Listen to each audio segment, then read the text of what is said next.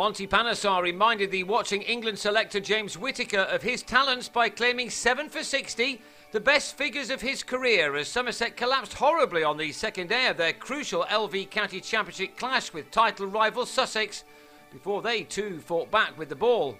After heavy rain cut the first day of this fascinating match short, Somerset resumed on the second morning on 175 for 3, with Marcus Trescothick soon adding to the 16 boundaries he'd struck on day one. He needed just 20 minutes to convert his 89 to 100, the 50th of his first-class career. A misfield from Ed Joyce allowed him the single, which keeps his number of half-centuries at 97 in the first-class game. This ton had occupied 167 deliveries. He and Jos Buttler had carried the score steadily to 199 in a quiet first 45 minutes. Buttler then drove Panesar to long off to give the spinner his third wicket of the innings. Buttler was gone for 25 at 199 for 4, but Trescothick and newman Alex Barrow were able to bring Somerset their first batting bonus point of the game. Although they soon lost Barrow, caught at short leg off Panesar for 7, the home side would still have been hopeful of a substantial first innings total. And that looked likely, with Trescothick taking his boundary tally to 20 and the total to 241 for 5.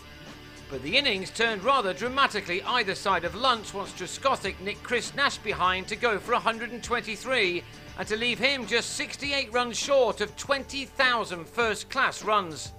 Panesar then recorded the 29th 5-wicket haul of his career by bowling Peter Trigo with a delivery which hardly bounced. And when Abdur-Rahman was leg before to Nash for 4, the collapse was on. Straight after lunch, Panesar struck again by having Sajid Mahmood on his Somerset debut after being released by Lancashire for the remainder of the season, taken at bat pad.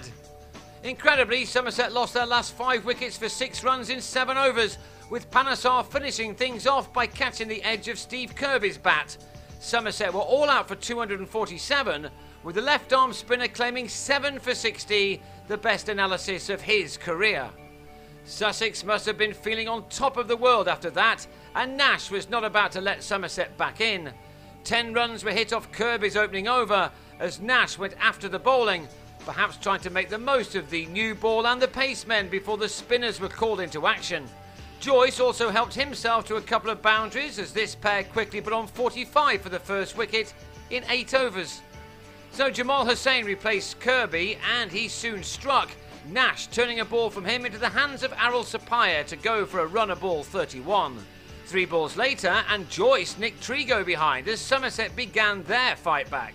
All eyes were now on Abdur-Rahman when he was brought into the attack. The runs dried up and then his quicker ball was edged by Murray Goodwin and was caught, eventually, by Trescothick.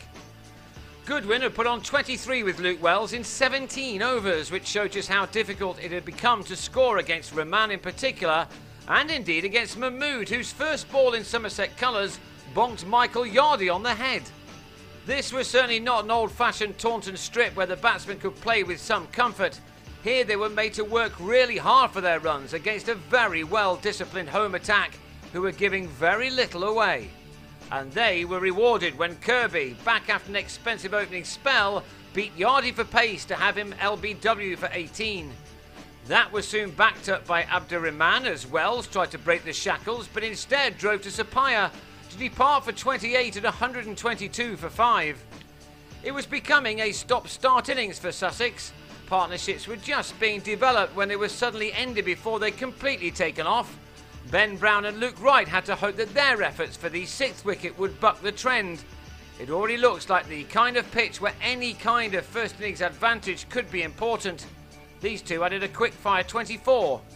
But it's Somerset who'll start the second part of this intriguing match just about on top, after Wright on 22 was leg before to Hussain. Brown and Steve McGoffin did manage to see out the final 2.5 overs, and they'll now resume on day 3 on 161 for 6 and trailing by 86. The third morning will be as crucial as any session has been for these sides this season.